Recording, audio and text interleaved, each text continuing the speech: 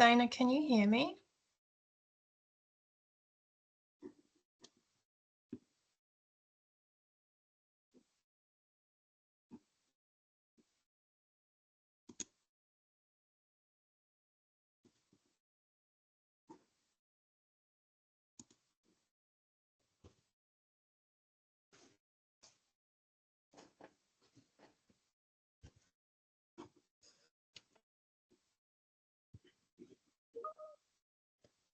Awesome. I'm just waiting for a few more people. I also don't know what I'm doing on this software, so bear with me.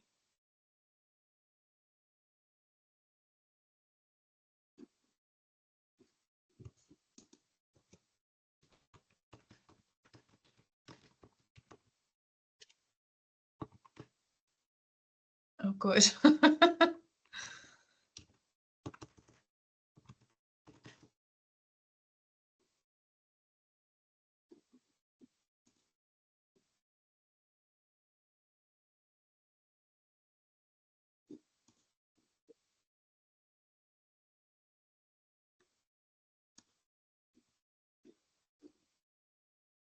Thank you, Tam.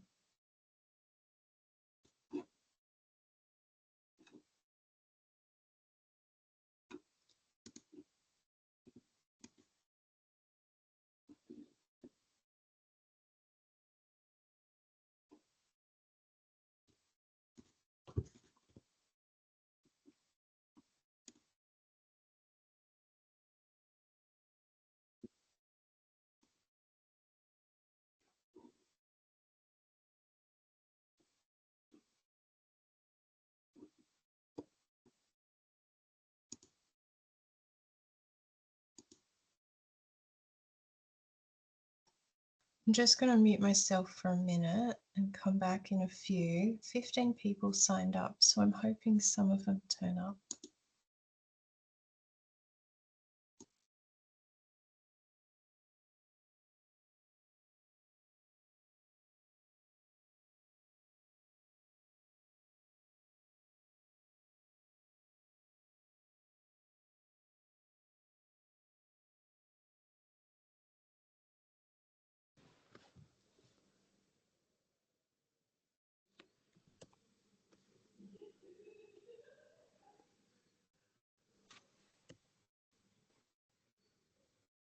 Hey, Cass. Hi. Oh, hey, Shirley. I'm glad people are turning up.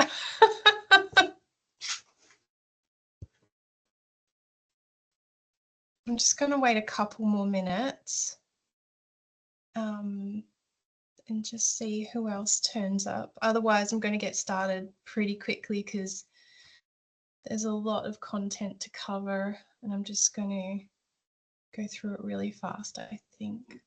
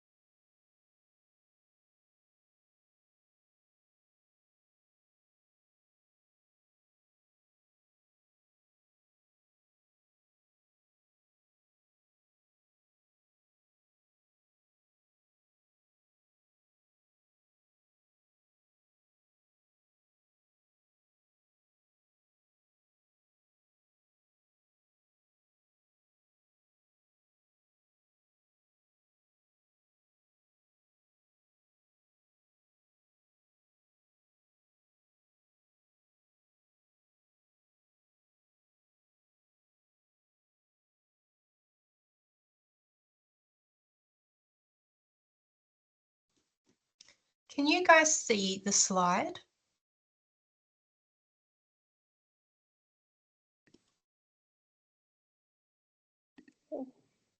Yeah, I can. Awesome. Thanks, Tammy.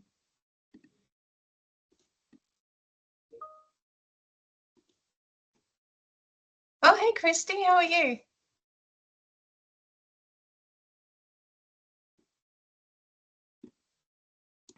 There is. I'm good, thank you. How are you, Ash? Yeah, good. I think I'm going to get started because there's always going to be a few latecomers. Please, if you want to ask questions, please do. Go ahead, butt in, do whatever you want. So I don't feel like I'm talking to nothing, but I can see a few of you there. So, okay, welcome. I'm so glad you guys are coming to this. Oh, Tammy, you're at the uni library. Fair. Yeah, so some people have asked me about medical astrology, and it's such a huge topic. And I thought, well, the easiest way I can share it with people is by talking about people's sun signs, because I see a few of us are like holistic practitioners or just are interested. And quite often, the only bit of information you get about someone is their star sign or you get their date of birth. And that is just a little bit of information that we can take and apply to people, whether it's like family members or patients, clients, whatever. I think it's really interesting. So, and I just wanted to share this information because I'm kind of obsessed with it, and I didn't want to like monetize it or anything. I just wanted to share it with people who are interested. So I've just changed slides. Did that work all right? Yep. Okay. I can see you nodding, Christy. Thank you. All right. So I'm going to explore through this webinar roughly what medical astrology is and why it's useful, the significance of the sun, its role in our health astrologically speaking, and then we're going to do the juicy fun bit, which is going through the sun in each sign. And when we do that, I encourage you, you think about yourself, but then that's one sign. Think about other people and see if it applies to them. Hi, Sue. Thank you for joining. How to support the sun as an astrological body that's in our chart. And yes, I'm going to go fast. I think I have like 39 slides to cover, so I'm going to do my best. Hi, Amanda. So please, yell out if something doesn't make sense. Get into the chat, however. If you're feeling bold, put your camera on. I'd love to see you, but no pressure. I know what it's like. Yeah. So everyone who's here today, we'll go into a draw. I'll pull one of your names out of a hat. I'll probably email it to you. And I'm going to do a mini reading for you. So you can have like a bit of a taster of what a medical astrology chart analysis is like. And that'll come with like a PDF. And it's really cool because it never changes. It will always be applicable. Quick disclaimer. This is for educational, informational purposes. I am a naturopath, but this isn't individual medical advice. You know what I'm going to say. Always consult with your healthcare practitioner. Do not delay seeking treatment. Use this for self-reflection and holistic health awareness. And understand that astrological insights are general in nature and may not apply to everyone's individual health situation. There's more to that. And I'm not liable for any health decisions you make, so don't come for me. But I think, I just have to put it in there to cover my butt. So this webinar offers a preview of this ancient and powerful approach to understanding yourself and your health. And it is the intersection of naturopathic medicine and medical astrology. So not all medical astrologers are health practitioners. And I mean, most naturopaths aren't medical astrologers. So I'm just trying to like merge those fields. There are a few people out there who do it already amazingly, and that's who I've learnt from. What else? Yeah, it's a brief introduction to medical astrology. It is a huge topic and I am still learning it. And this is like a different perspective on your vitality, a different way to look at things. And, you just add it to the many different things that we do know. And okay, at the bottom here, one's astrological chart holds a great deal of information which is layered and nuanced. There are many other factors that influence a person's overall constitution. If something I say doesn't resonate with you, consider that there may be other strong influences in your chart that makes the sun characteristics less dominant or obvious, which I think is also really interesting. If I talk about your sign, you go, actually, that doesn't really resonate with me, but this other sign does. Look at your chart if you're interested in it. There could be some really something else that's making another sign come through stronger, like your moon. You know, if you're born at night, the moon might play a bigger role in your overall constitution. But I digress. So what is medical astrology? This is from Wikipedia. Oh, and the slide's munted, isn't it? Sorry. Medical astrology, or astrological medicine, traditionally known as iatromathematics, is an ancient applied branch of astrology based mostly on Melathesia. Now it looks like it's gone into Greek. Basically, it's the association of constellation zodiac signs and planets with your constitution, health conditions, and their movement affecting your overall constitution and health. I'm so sorry that that slide didn't go so well. So I have to start by explaining to you the concept of the vital force. If you're a naturopath, you're probably pretty familiar with it, and Chris, you would be too. But in some cultures, they call it prana, chi, or thymos. It is the basic primal form of kinetic energy in the organism which powers all bodily movement and function. That's from GreekMedicine.net. The vital force is energy or a spirit-like force which animates the human body in a harmonious manner. It is dynamic in nature. It can be deranged when some external influence attacks the material body. I think that was from a homeopathic book, that one. And at the bottom, I've just simply put, it is the animating principle. It is dynamic, constructive, and intelligent, also known as the spirit or soul. If you have no life force, there is no physical life. So I hope that makes sense to you, because the sun represents our vital force. It's the animating principle. The sun is the center of our solar system, right? So without the sun, everything dies. There is no life, there's no planets, nothing. And that's how it is for the human body as well, astrologically speaking. I'll keep saying that, but you know what I mean. In astrology, the sun is our life force. Our life force is the center of everything. In some esoteric traditions, it represents God, our creator. Think of it as the God within us. The sun holds profound spiritual significance that spans cultures and traditions across the world and throughout history. So it represents the spark of divinity within all of us. So in summary, the sun is our spirit. It is the soul, the divine spark, our animating force, our vital force. Are you guys following? Just to check in, does that make sense to everyone, that the sun is the thing that brings us to life? Chris, do you get it? Yeah. Okay. Oh, thanks, Tammy. Dana, I can see you're typing. Awesome, awesome. Sorry, I'm just not used to hosting webinars where I'm sort of like not around people. It's a very different way to interact.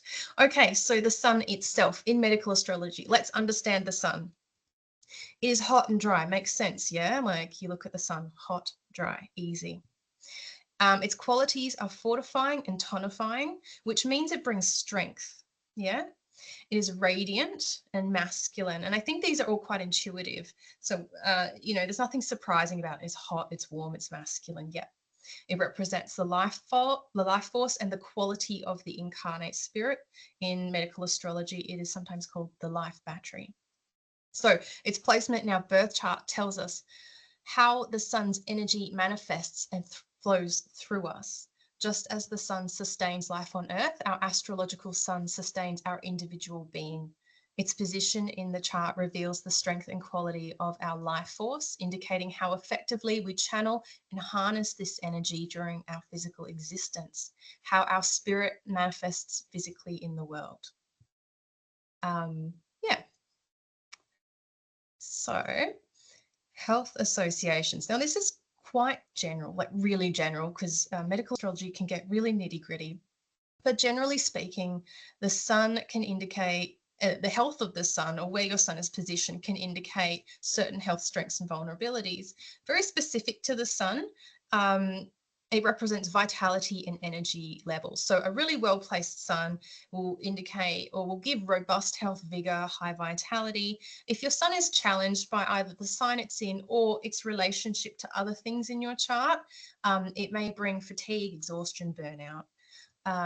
Cardiovascular health, the sun is associated with Leo. Leo is the heart. The sun's condition can reflect the state of heart health and blood pressure. And psychological well-being, because the sun represents our self-esteem as well, which is very closely tied to, our soul and our spirit. Yeah. So before I get into each of the signs, which is probably like the really juicy fun part, the next slide, I want to explain the sun through the elements. Now, we all know we've got the 12 signs of the zodiac, and they all fall under different elements. You've got our water signs, sun, fire signs, air signs, earth signs, yeah? And I want to explain how the sun manifests in each of these elements. So if you forget, like, oh, I'm a Capricorn, but actually I don't remember Capricorn exactly, remember Earth and how the sun manifests itself in an Earth sign. Okay.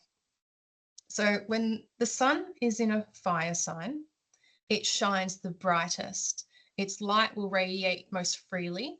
It's bright and hot, but it can really easily burn. So if I was to grab the sun out of the sky and put it in a bonfire, nothing would happen. Maybe I'd make more fire, but it wouldn't affect the sun at all. It's like, I'm a hot ball of fire. You put me in the fire, great, fine, I'm having a good time. So that is the nature of the sun in a fire sign. When we take the sun and put it into an Oh, hi, Steph. Thank you for joining. You haven't missed the good bit. I've just explained the vital force and how the sun is basically our soul, our spirit, and the thing that, it's our life force, essentially. Now I'm just going through the sun and the elements. So when the sun is in an air sign, it shines really bright, but its heat and rays are unrestricted. So they are bright, but they diffuse. There's nothing to stop it. It just goes forever. So it can dissipate, if that makes sense. So the vital force of the sun in an air sign is dynamic and changeable because there's wind, but it can dissipate easily.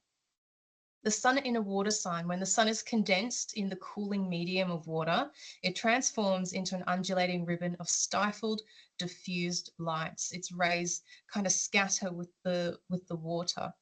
So you're literally taking the sun, plunging it underwater, right? It's not as bright. So the vital force of a water sign, where the sun is in a water sign, it's a bit slower, and it's far more, the vital force in health is far more reactive to emotions. And they need more time to charge up. And the best analogy I could give you is when you jump into a pool for the first time since winter, it's just become spring, and the pool is still really freaking cold.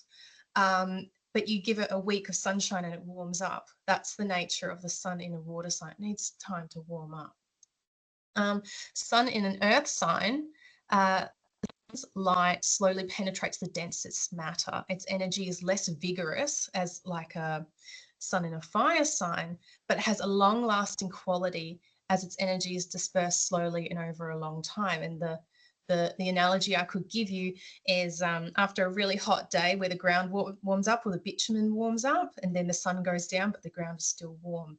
And that is the nature of the sun in an earth sign. So I really just want to cover those elements, because if you forget the details of a particular sign, go back to the element and literally think of what the sun would do or how the sun would interact with that medium, and it kind of gives you a bit of an idea. Next slide. Don't let me forget at the end, I'm going to pop the PDF in the chat as well for you guys to download. If I do forget, I'll email it because I'm pretty forgetful. But I'll share that PDF as well. And if anyone wants the slides to this, email me and I'll send them through as well. But the slides are pretty close to what's in the PDF. So the sun through the sign. Ask yourself, what's your sun sign? Also your star sign, same thing. The sun is a star. And we're going to go through each sign and how the sun expresses itself in terms of physical vitality. And as I said before, please remember there are many other things in your birth chart that influence your health and well-being too. If it doesn't completely resonate, that is likely because there's an influence from something else going on in your chart. There's a lot of nuance and complexity. The sun just simply represents your vital force, ego, and incarnate soul in this physical vessel. So, sun in Aries. With the sun in Aries, your vital force manifests as a dynamic, intense burst of energy. So that's the real theme of sun in Aries, like boom, energy just goes. It's like quick and sudden. I even wrote it down. An intense burst of energy akin to a vibrant, youthful flame. When balanced, this vitality radiates with enthusiastic confidence, propelling you forwards. So that is the nature of Aries. It's move forwards towards challenges with a clear sense of purpose. Your energy flows robustly through the head, face, the upper jaw, brain, adrenal glands, supporting strong muscles, which is the Mars association, and a desire for physicality and a sharp, active mind.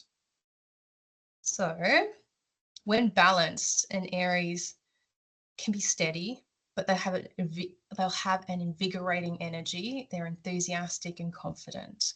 They recover from illness fast with the ability to throw off toxins. They often have really high fevers because it's a fire sign. When an Aries is imbalanced, now I think, Christy, you're an Aries, I'm an Aries. It's impulsive. There's overexertion, there's a risk of burnout. And again, it's the fire plus fire makes more fire. There can be a strain on the head and facial areas, headaches, migraines, high blood pressure, lethargy, and lack of drive. So this is the other end of the spectrum. There's one with like one part's excess and the other end is like when the fire has almost gone out. Fatigue, reduced motivation, weak muscles, diminished mental clarity, and jaw clenching. So how to find and maintain balance? Engage in moderate exercise and moderate relaxation. Eating cooling foods. So when you're such a warm sign, you want to cool yourself down. Mint, cucumber, yogurt, coconut water. Iron is very important. Dark leafy greens. Avoid caffeine, stimulants, and excess spicy foods, right? So we don't want them to warm up too much. B vitamins for energy. Rosemary tea. Rosemary is one of the best herbs for Aries. A little bit of cayenne pepper if the energy is too low. So I hope that all makes sense for you. I'm going to move on to Taurus. Dana, you're a Taurus. This one's for you then. With the sun in Taurus, your vital force embodies a steady grounding energy that emphasizes stability and sensory enjoyment. This vitality manifests as persistent and resilient, providing a really strong resistance to illness and contributing to a long, enduring life. Taurines can be some of the most long-lived signs. Taurus energy supports the neck, throat, thyroid, the lower jaw, upper shoulders, neck muscles, promoting both physical strength and a deep connection to the physical world. So a balanced, happy Taurus, they're steady, they're grounded, they're persistent, resilient. You just can't put them down. They'll keep going. They have really good resilience to illness and they have robust recovery. It's, if you ever try to walk into a paddock and knock a bull down, you can't, right? So that's the energy of like the vitality of a Taurus. When they're imbalanced, they have a tendency to overindulge. They get liver issues really easily and constipation. Because that earth energy is quite slow moving, things can just get stuck in them. They do have a risk of weight gain, neck tension, issues of the sore throat, ear infections, so that sort of ear, nose, throat. Yeah, Dana, that's you to a T, absolutely. I know a little bit about your health, so I see it does resonate, hey. A lack of motivation or sluggishness, weakness in the neck muscles and lower jaw. So any affliction from here, that's Taurus, up here Aries. So you can sort of see how I'm moving through the body sections. How to find and maintain balance for a Taurus. gardening, leisurely walks, nurturing hobbies. You know, the bull, he just likes to roam the pasture and munch on grass. You know, that's the energy of Taurus. Eat light, fresh foods. Seaweed is so important for Taurians because their tendency for thyroid issues. So we want the iodine. Mustard greens because they're bitter, they help the digestion. Brazil nuts have selenium for your thyroid. Pumpkin seeds have zinc for your thyroid. A lot of thyroid health there. Avoiding heavy, greasy foods and excessive sugar. Limit red wine. They can be really prone to enjoying really decadent foods. And that can be their downfall. So support Taurus with dandelion root tea for detox and bowel health. That is my favorite, one of my favorite herbs, but especially for Taurians. I think it works really well. Gemini. Amanda, you're Gemini. The sun in Gemini, the vital force ignites mental agility and adaptability, characterized by a restless and ever-changing energy like the wind. This vitality is marked by a dynamic, fluctuating quality, often feeling scattered and inconsistent. It impacts the lungs, arms, shoulders, hands, and nervous system, fostering sharp mental acuity, but also leading to an overactive nervous system. Without sufficient rest, their vitality can become strained. They can have a lot of nervous tension and physical fatigue. So they can really burn themselves out mentally by just being everywhere. So a balanced Gemini, they're dynamic, mentally agile, adaptable, playful, quick-witted. They love to have a chat. They love to be engaged in like mental activities, socializing. So if a Gemini is acting like that, you know they're healthy. When they're in balance, however, there is an overactivity of the nervous system, a risk of nervous tension, respiratory issues because of their rulership of the lungs, common health issues, shoulder pain, nervous exhaustion, respiratory infections, and lingering colds are a huge one for Geminis. Potential issues of undereating and addiction to junk food. So many Geminis, I know, not all, will pick and they won't eat properly. They'll just snack on things and they'll snack on crap sometimes. So that's an imbalanced Gemini. So how do they find balance? They need the mental activities, they need the social engagement, creative brainstorming, but they need to match it with enough rest. They do really well with grounding foods because they're an air sign and they're just sort of moving about all the time thinking. We have to bring them down a little bit. Grounding, nourishing foods, whole grains, root vegetables, protein-rich snacks, omega-3 fats for brain function. Minimize caffeine, high sugar, low nutrient foods. They don't need any more stimulation or sugar. Licorice root is a moistening herb. So I think it's really nice for Gemini, which is an air sign, which can get quite dry. And it's really good for stress adaptation. So that would be a herb I'd suggest for Geminis.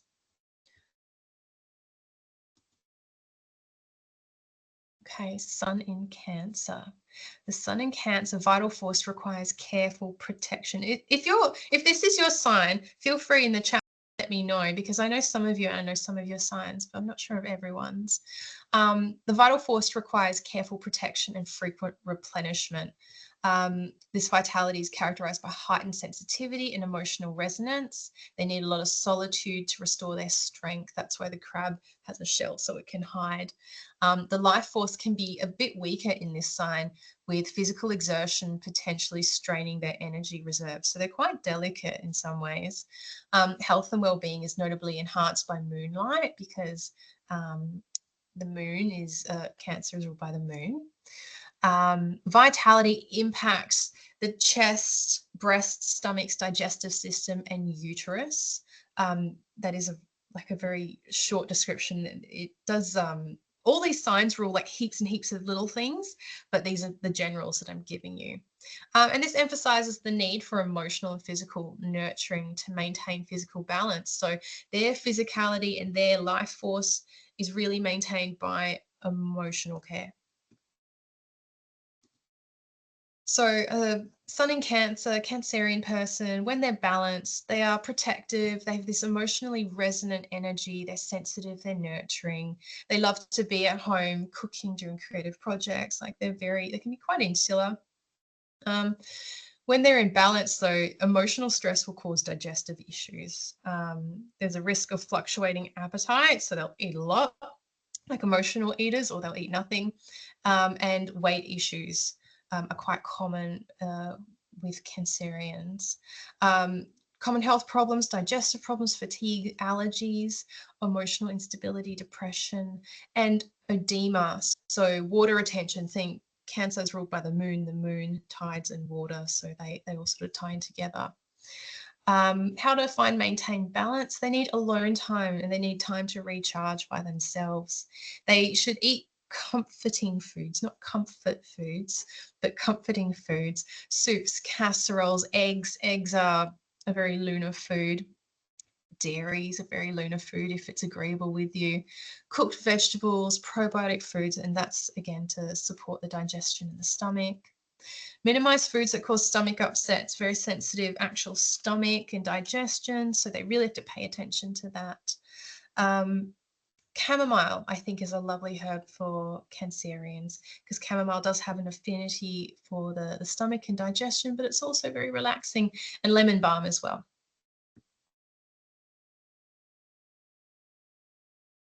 Okay, Leo.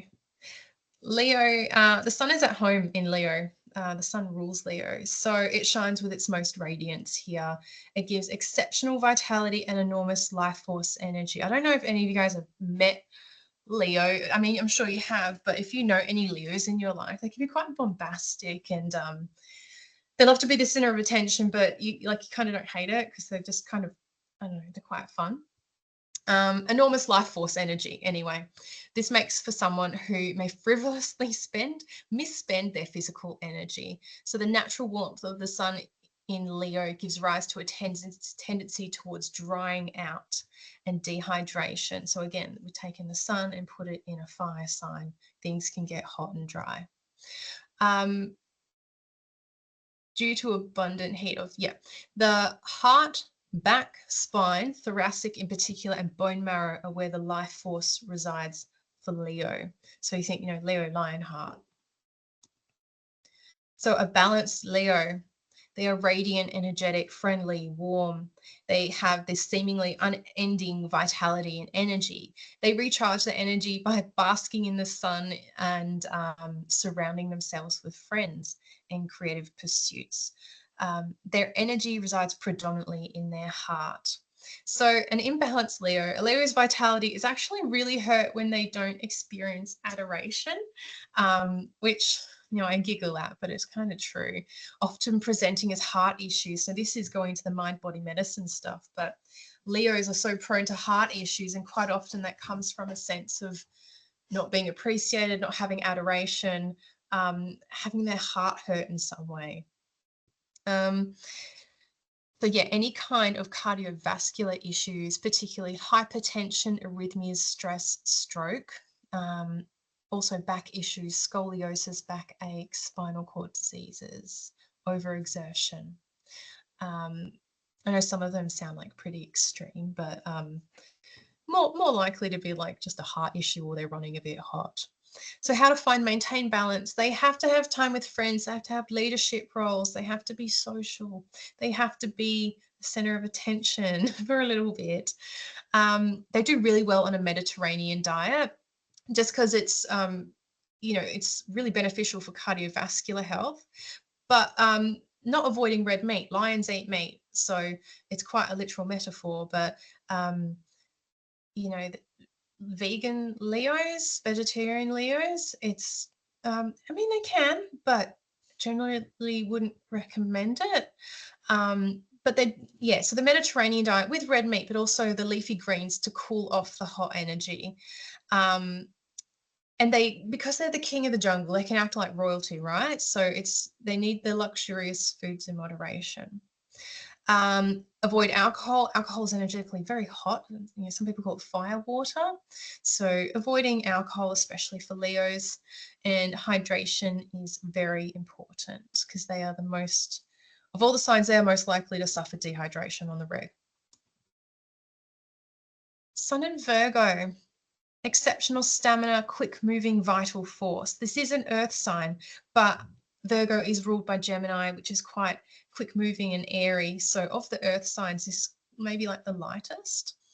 The energy is discriminating and discerning with a strong focus on health, requiring regular, careful attention to their bodies to maintain health.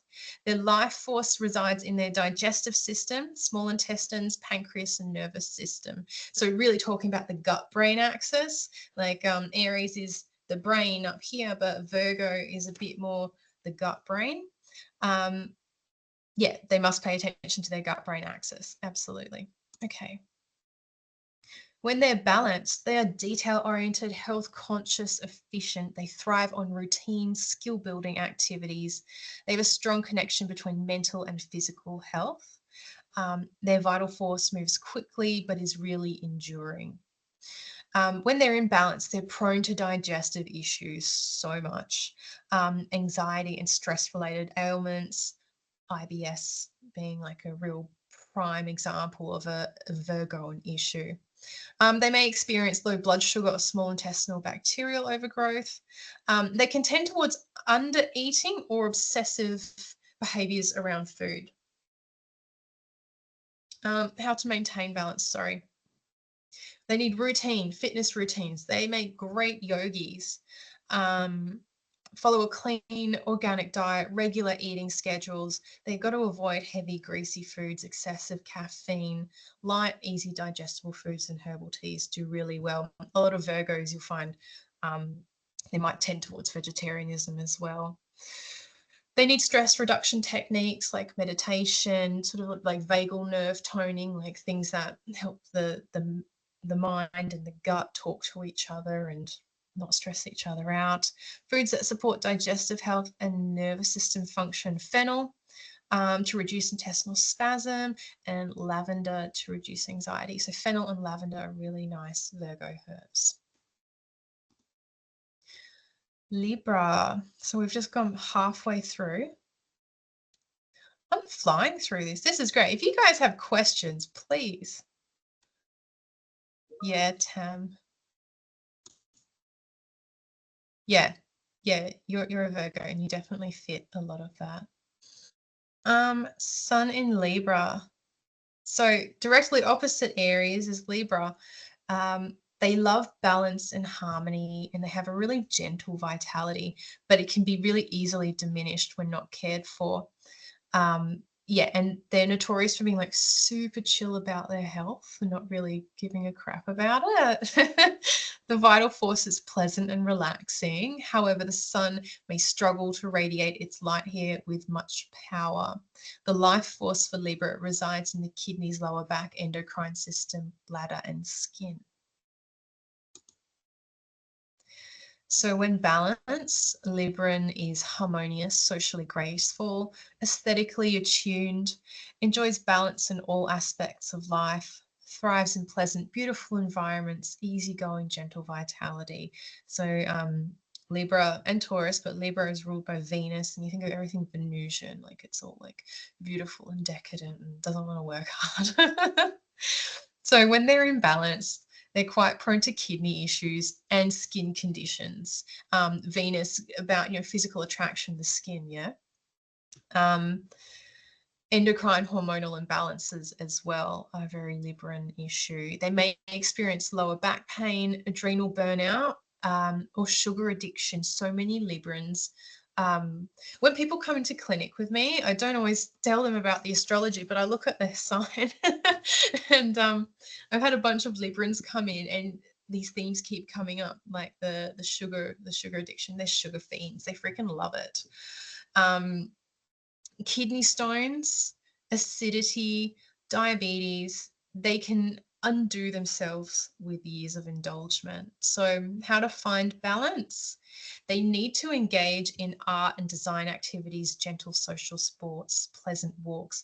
They're not going to be doing martial arts. They're not going to be running marathons. Everything they do, because of the nature of their life force, has to be kind of like flowy and gentle and nice and moderate.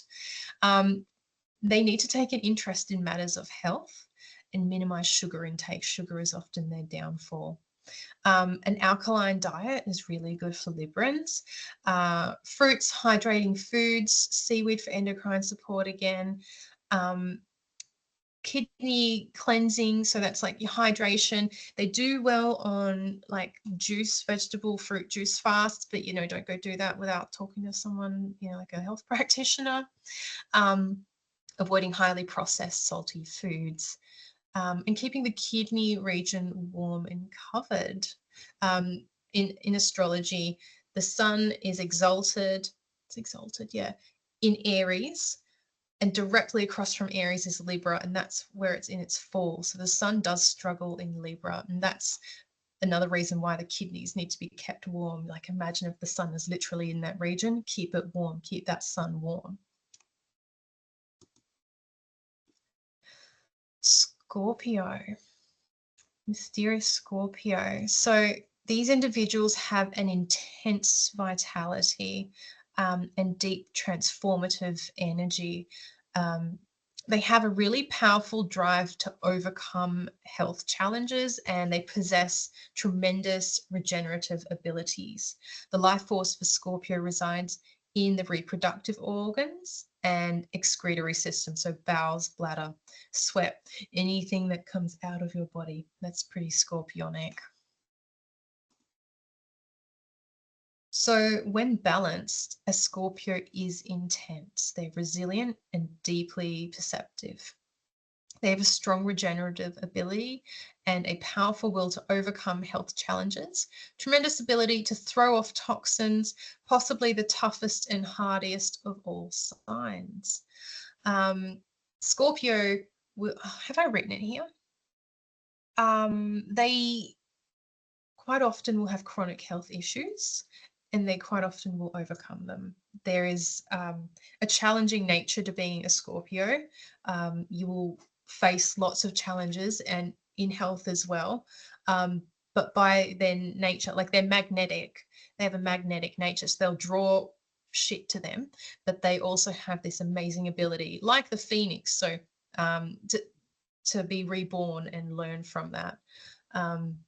So imbalance, they're prone to reproductive health issues big time, bladder infection. So sometimes the Scorpio Libra things, there's a bit of overlap there. One might look like the other. It might be hard to tell. Bowel problems, right? So it's about Scorpio sometimes struggles to let things out and let things go physically and emotionally. Emotionally, they'll hold on to emotions. Physically, they might not want to let things out, like toxins and stuff, and things we want out of our body. Susceptible to STDs, heavy menstruation, Crohn's disease. They may experience intense emotions that impact their physical health. So the water signs in general, their physical health will be affected more by their emotions than other signs. As I said, when you look at a whole chart, there are other things, but if we're just looking at it as the sun in a particular sign, the water signs' physical health will be more impacted by their emotions than, say, an earth sign who might not really be affected. Sun and Scorpio people may be challenged. Okay, yeah, I wrote it there, with chronic diseases, and will generally overcome them. So how do they find balance? Engaging in deep psychological or emotional release activities, manage emotional stress through transformative practices like deep meditation or therapy. What comes to mind for me with Scorpios is like ayahuasca, something that's obviously profound and deep and transformational, but also it makes you like vomit a lot. So to me, that's a very Scorpionic therapy. Regular detox saunas, fasting, juice fasts, they do really, really well with detoxes because the sun is opposite to Taurus. Taurus likes to eat, take things in, it holds on to it, whereas Scorpio is about taking these things, transforming it, and getting it out of the body. So anything that encourages detoxification is great for Scorpios. They do really well with foods rich in antioxidants, dark red foods, which inherently have a lot of antioxidants in it. Foods that support detox and gut health, avoid heavy processed foods, excess sugar, caffeine, and alcohol. You could probably say that about most of the signs, but some signs will really struggle. Coffee, sugar, alcohol. Sag. Sun and Sag, exceptional vital force in the legs and the nervous system. This makes for a strong, outwardly propelled life force. So if you ever meet like a Sag Sun, there's something about them. It's kind of like, oof, it's just coming at you. Like you just can't, I don't know how to say it. That it just comes out at you. Their life force is huge. There's an emphasis on kinetic energy. So that's the energy of movement. And when you look at Sag, it is a centaur, so half man, half horse, half higher thinking logical being, half wild beast. The energy is restless and occasionally reckless, which can lead to injury. The life force for Sag resides in the hips, thighs, liver, and sciatic nerve. So Jupiter is the planet of Sag. Jupiter rules fats and lipids, and that's where that liver connection comes in as well with Sagittarius. When they are balanced, they are energetic, optimistic, adventure seeking. They thrive on physical movement and exploration. They have a strong connection between physical activity and mental well-being. When they're imbalanced, they're prone to hip or thigh injuries like sciatica, liver issues. Like I said before, they can like fatty liver and stuff like that. They have to watch out for their liver health. They may experience weight gain, high blood pressure, or insomnia due to restless energy, mental health issues. So I've mentioned here like bipolar disorder or ADHD. Now, when you think of, like I said before, Sag is half horse, half man. There's a bit of a duality there between being this evolved philosophical thinker and a beast. So that's kind of the nature of Sag. You've got this duality of, man and beast. And ADHD as well, make of that what you want. I don't always love that term, but to describe the energy of a Sag, it can be like, I want to be here, I want to be there, I want to do this, I want to do that. And it can just really go back and forth, but with the physical hyperactivity more so, whereas Gemini is more like mental hyperactivity.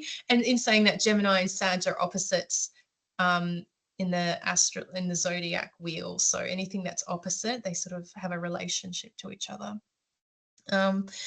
How to find balance. So they need the physical exercise. These are the people that, where they have too much energy, you like go for a run, just get it out of you. Outdoor activities, hiking, cycling, horseback riding, anything that uses their lower body, their legs, is really well suited to them. They should consume foods that support liver health, such as leafy greens, whole grains, dandelion root tea. There's a whole bunch of herbs, any sort of liver herb like globe artichoke, St Mary's thistle, all those liver herbs are really great for them. Red meat for protein and iron. They tend to do better with like red meat just because of all the nutrients in it for energy production. Avoiding the heavy rich foods and alcohol, again, that's the liver connection. Practice mindfulness to channel restless energy. And incorporating stretching and flexibility to prevent injuries, because if they're always running, always cycling, I think that would sort of balance out that energy for them. Capricorn. Do I have any Capricorns here? Let me have a look. I don't know. Sun in Capricorn gives poor vitality in childhood, improving to robust hardiness with age. And again, they're an earth sign, so there's that really strong, steady vitality. But of all the earth signs, these guys start off as little weaklings sometimes. The energy is characterized by structure and endurance. So diligence and dedication are required to maintain health, especially with their diet. Their life force resides in their knees, bones, teeth, skin, joints, ligaments, parathyroid, and gallbladder. So that's everything that makes structure in the body, like your skin keeps your guts in, and your nails and all the hard stuff. That's Capricorn, Saturn kind of stuff. Capricorns, they are the goat that will get to the top of the mountain no matter how many times they fall off the side. And that's the nature of their vital force. They'll start off kind of like weak and scrawny, and they'll grow into this robustness. So when they're balanced, they're disciplined, responsible, and resilient. They develop strong endurance, and yet vitality improves with age. They thrive on structure and goal-oriented tasks, hardy physical structure. So, as bones harden over years, like skin hardens, and that's kind of the nature of Capricorn. They are prone to arthritis, rheumatism, skin issues, and nutrient deficiencies. They may experience joint pain, constipation, or infertility. Take that with a grain of salt. Like, that's a very broad thing, and I don't want anything I say here to absolutely freak you out. It is a generalization, and there's a shitload of other things that go into determining fertility astrologically. But just because the sun is in this very cold, dry place, yeah. Sluggish liver and gallbladder, tendency towards gallstones. Now, because Capricorn is a Saturnian sign, Saturn loves to constrict, solidify, crystallize, and that's why I've mentioned gallstones in here, because of that Saturnian influence. Whereas Sagittarius has liver issues because of fat. Liver issues in Capricorn are more from stone formation. Engage in activities that build bone and muscle strength and resilience, such as weight training. Weight training is a really good one for Capricorn, for the muscle, but really the bone density. Foods rich in minerals that support bone health. Calcium, yes, but they have to be careful they don't have too much, because otherwise you'll end up with gallstones. Well-cooked, fibrous, alkaline, warming foods. Avoid acid-forming foods and processed foods, because that can lead to gout and rheumatism. Rheumatism being achy joints and stuff like that. Including pleasant company and music to ward off melancholy. They can be a little bit depressive. Not everyone, but there is that tendency to be a bit like that. Regular joint care through gentle exercise and proper nutrition. So it really is a focus on the skeletal system there for Capricorns. Aquarius. Cass, you're an Aquarius, aren't you? Sun in Aquarius is in its full and can create a weaker vitality. So that's just astrological speak. The sun is in a place it doesn't really love. It can deal, but it's not its favorite place, right? The life force can be electric and erratic, coming and going in surges and dips. It fosters a unique, unusual quality that encourages unconventional approaches to health and wellness. The life force for Aquarius resides in the circulatory system, venous system, ankles, calves, and bodily electrical system. I think Aquarians are some of the most interesting in the zodiac. They are innovative, humanitarian, intellectually stimulated. Their vital force surges with electrical energy. So it's kind of like, what is that? I'm trying to think of. Like a power board, like it just goes, just about burns itself out, and then it's dead, and then it's on, and then it's dead. Their vital force surges with electrical energy that can dip low again. They have a unique approach to health and wellness, willing to be more experimental generally. They often make really good athletes if they can channel their vital force into surges of power when required. Imbalance, prone to circulatory issues, ankle or calf injuries, and erratic energy levels. So yeah, I would really focus on the erratic energy levels. That's a huge thing for them. They may experience fatigue, anemia, low blood pressure. They're very prone to electromagnetic and radio frequency hypersensitivity. So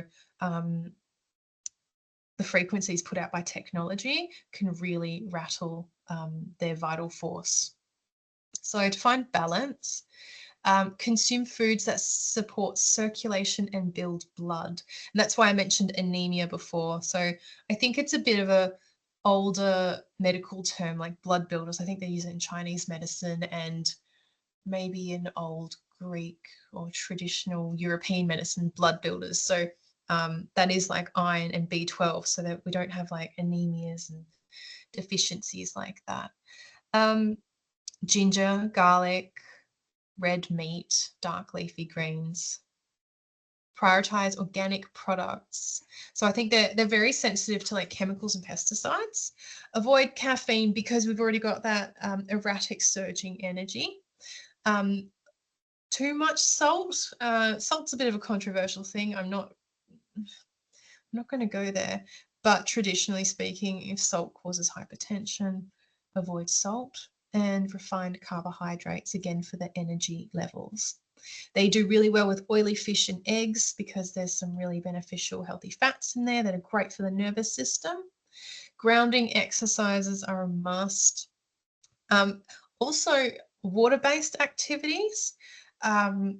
Water can sort of like reset the electrical system. So Aquarians do really well, just like having a shower, going for a dip in the pool. That works really well for them. And minimize EMF exposure. So don't walk around with your phone in your pocket. Don't put your laptop on your lap. Just all that stuff. Don't live under a power line. Yeah, so that's Sun in Aquarius. Pisces. We've just come to the end of the zodiac with lovely Pisces. Their vitality is really diffused. So the sun is metaphorically plunged underwater. This can cause physical delicacy or weakness with a focus on emotional and spiritual well-being. The life energy is dreamy and fluid. The life force for Pisces resides in the feet, lymphatic system, immune system, and pineal gland. So I hope that passage kind of conveys like the life force for them isn't the strongest, but there's something so dreamy about it, and it's like they get their energy from another world. So when they're balanced, they're intuitive, empathetic, spiritually attuned. They thrive on emotional and creative expression. They have a strong connection between physical and spiritual well-being. So with some of the other signs, the other water signs, I did say emotional well-being was very closely tied to their physical well-being. With Pisces, it is emotional, but it's also their spiritual well-being, because there's almost like no boundary between the spirit realm and the physical realm with Pisces sometimes. They're prone to immune system vulnerabilities, fluid retention, and lymphatic issues. They may experience feet-related problems, depression, and a tendency towards substance abuse because they like escapism. Scorpios also have a tendency to substance abuse because they like anything taboo and naughty. Whereas with Pisces, it's more like, I just want to talk to God and my spirit guides. Like that's that's why they enjoy substance use. How to find, maintain balance. Sorry, it's so tiny on my screen. Engage in practices that support emotional and spiritual health, such as meditation, art therapy, sound healing, Reiki, all of that kind of kinesiology with Christy, like all of that beautiful spiritual stuff is so good for Pisceans. Water-based activities as well, because they're fish, yeah? They should definitely get gentle sunshine. As I said at the beginning, the sun is a bit more diffused when it's put in water, and because Pisceans have that association with the immune system and the sun is cooled off in the water, they should get a bit more sunshine. They get the vitamin D, support the immune system. Consume foods that support the immune system and hydration, of course. Fruits, vegetables, herbal teas, it's very general. Root vegetables and protein-rich foods are really good for them. It brings them out of, beautiful La La Land back down to earth. And avoid intoxicants because, the nature of Pisces is already kind of intoxicating. Focus on maintaining healthy boundaries to prevent energy depletion. So their physical health will be really affected by energy vampires because Pisces is ruled by Neptune, and Neptune dissolves boundaries. So you can see the dissolved boundary of the immune system, of energy between people. So I hope that makes sense. So now I've completed all the signs. I want to teach you in this last little bit, I'm doing well for time, how to support the sun itself. We've talked about the sun and how it feels in each of these signs. And yeah, I'd say try and think of it like, how do I feel at this person's house? How do I feel at this person's house? like take the sun, put it in a fire, loves being in the fire, take the sun, plunge it to the bottom of the ocean like in Scorpio. It struggles. So I hope all those metaphors and that all makes sense to you so far. And again, I'll send you the PDF at the end. I can send you the slides if you want it. But yeah, let's talk about the sun now. So the sun itself, we've talked about the signs. Now we're going to talk about the sun. If your sun, signs of excess and deficiency, right? So if your sun is over functioning, that is, it's in excess, it's burning too hot, it's too stimulating, you may wish to treat it with antipathy, that is giving it the opposite energy. So you're an Aries. I'm an Aries, right? I think too fast. I get red in the face. I do too many things. I want to treat my sun with antipathy, with the opposite. I want to cool it down, calm it down, because there's a sun and a fire sign. It's just too much fire. Often, but not always the case for fire signs. So how to cool down the sun? Hydration, swimming, rest, sleep, all of these, calm down, settle down activities, avoiding spicy foods, pearl, selenite, moonstone, silver, like crystals and metals that have that sort of cooling nature to it. Herbs, carver, passion flower, skull cap. They're all sedating herbs, but have that cooling nature. Clary sage, essential oil. Yeah, and these are all very lunar remedies. So where the sun is hot and dry, the moon is cooler and moister. We can also use Venusian remedies. I'm digressing a bit, but it's all about energies. Is it warm? Is it cold? Is it moist? Is it dry? If your sun is under functioning, that is, it is too weak, it is cold, it is sluggish, you have no energy, there's no self-esteem, it's falling flat, right? You may wish to treat it with sympathy, that is giving the sun more of its own energy, which is hot, stimulating, and dry. Often, but not always the case for water signs. So these activities are sunshine, physical activity, dancing, spicy foods, friends, saffron, turmeric, like they're orange, red like the sun. Rosemary is quite stimulating and invigorating. Calendula, another sunny looking flower, beautiful herb. Wearing gold, ruby, citrine. So all these solar colored stones, like you don't even have to know what they mean. Just, do I want my sun to warm up? You get a red or an orange stone. If you want the sun to cool down, you might have something that's light blue or white or silver. Does that make sense for everyone? I think it's quite intuitive, and you probably know it already.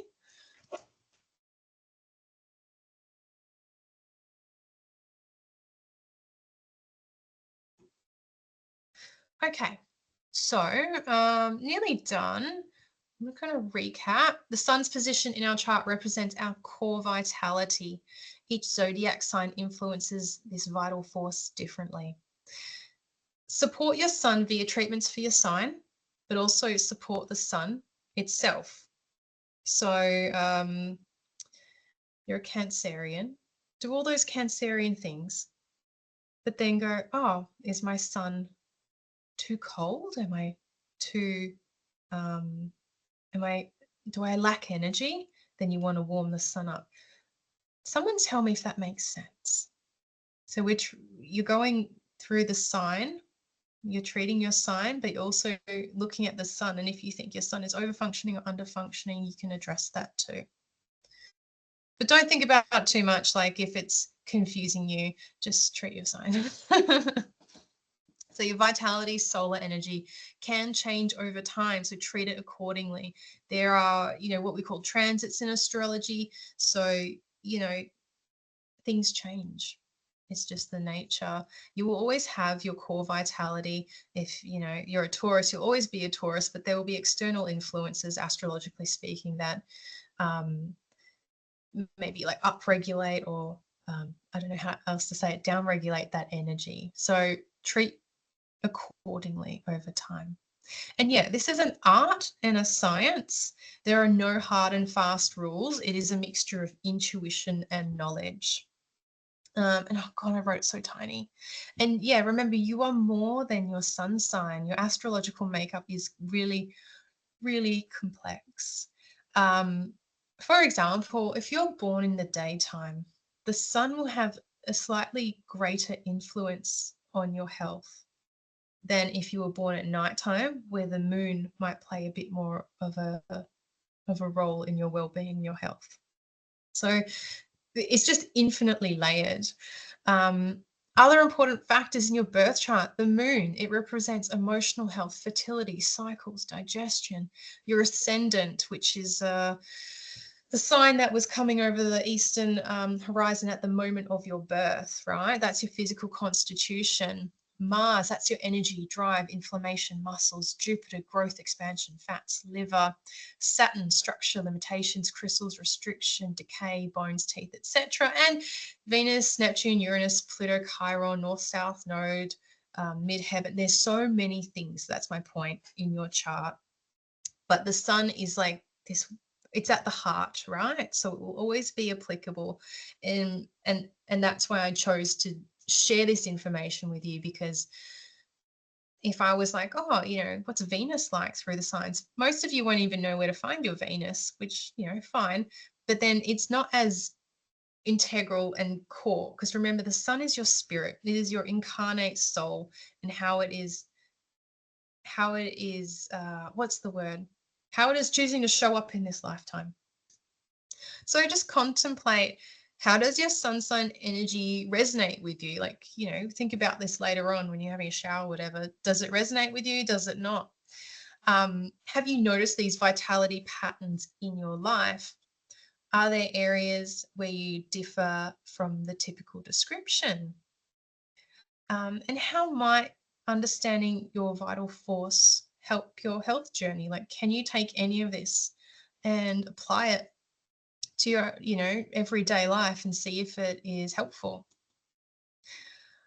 And that is it. So thank you so much for listening to me and taking an interest.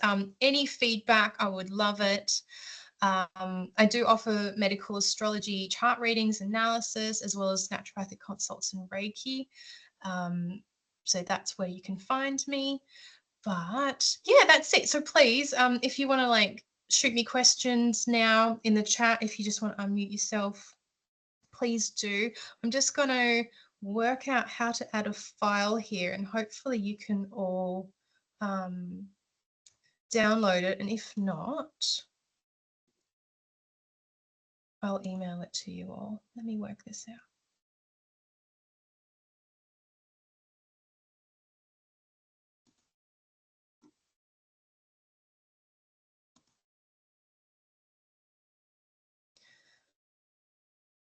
I'm failing hard. That's all right. I'm just going to email it all to you. So the PDF, I do have one on my website. This one is expanded, so I haven't put this one on my website.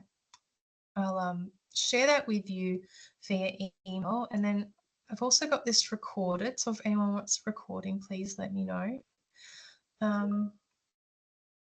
Oh, thank you, Amanda. Yeah, I know. Look, I'm not actually a very engaging presenter. I just rapid fire information at people and hope that some of it sticks. Just throw shit at the wall and see what sticks, really. Yeah. Does anyone else have any questions? You want to chit chat about anything?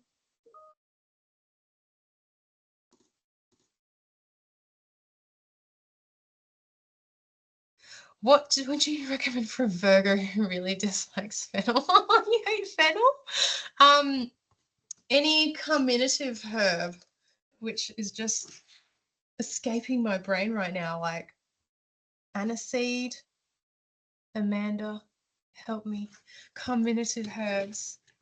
Let me have a look. I've got my herbal book here. Basically, like iberogast. So anything that gets gas out of the system as well, if that's an issue for you. Obviously, like if it's not an issue, you don't need it. But Virgo can have that intestinal spasm, that hypersensitivity or colicky, gets the gas in there. So yeah, iberogast, I know aniseed,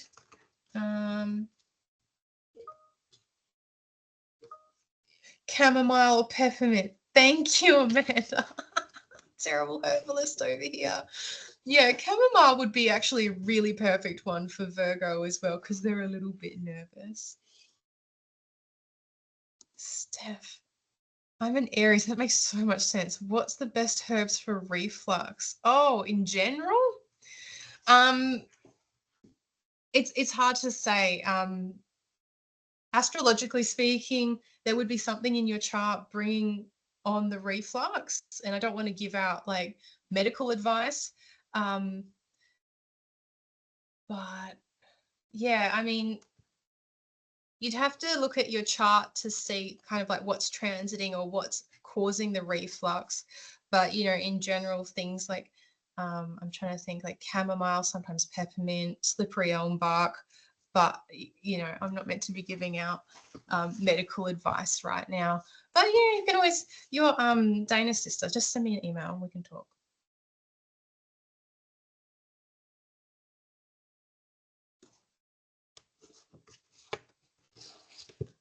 Just looking for my other herb book.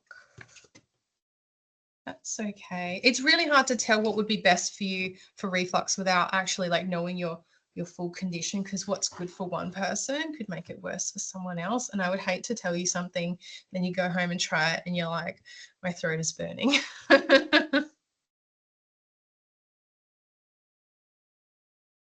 I can see you're typing.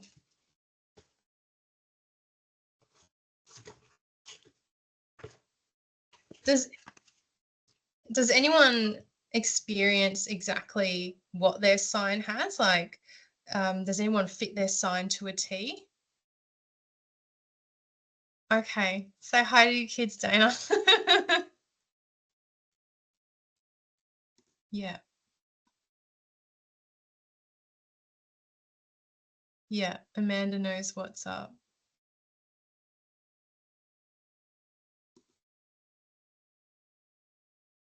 Yeah, yeah, Dana, you're so Taurus. Absolutely. Yeah, but like I said, there are so many other things that will just, bye Dana, that will affect your health. Just think of this as like the core, right in the middle, like what it will never change, and you will always have that energy within you. And think of like the sun as the vital force as sitting in that body area. If it's Aries, it's up here, Taurus here, Gemini here, and down through the body. So there will always be an affinity for health issues, but also like robust health in that area, just depending on how things are going. Now, have I missed anything? I've recorded this. I'm going to email you the PDFs. I don't know how to attach it in here. If anyone uses Microsoft Teams, is that what I'm using? Teams? Let me just check one more time. And if I can't work it out, I'll bid you all farewell and send some emails.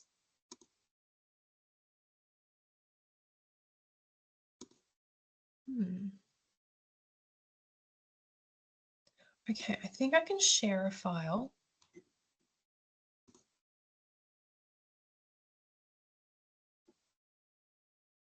No, fail. I'm going to email it all to you as soon as I switch this off, because I've got all your emails in the registration. So I'm going to send you those PDFs. And then tomorrow I'll email one of you. I'll probably put into some like digital generator, pick a name out of a hat kind of thing. Oh, Tam, I'm not that smart. I don't know how to do Google Docs. I'm sorry. I know I got through uni and never really worked it out. See you, lovely Tammy. Thank you for joining. Okay, yep. If anyone else has anything to say, Amanda.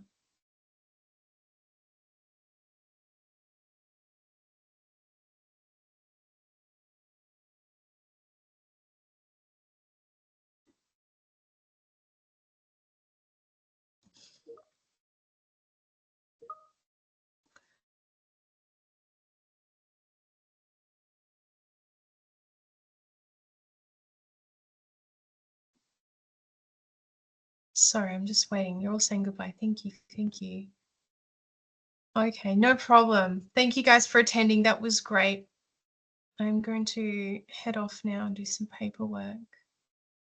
But if you have any questions, please send me an email. Okay, goodbye, everyone. Thank you so much. See ya.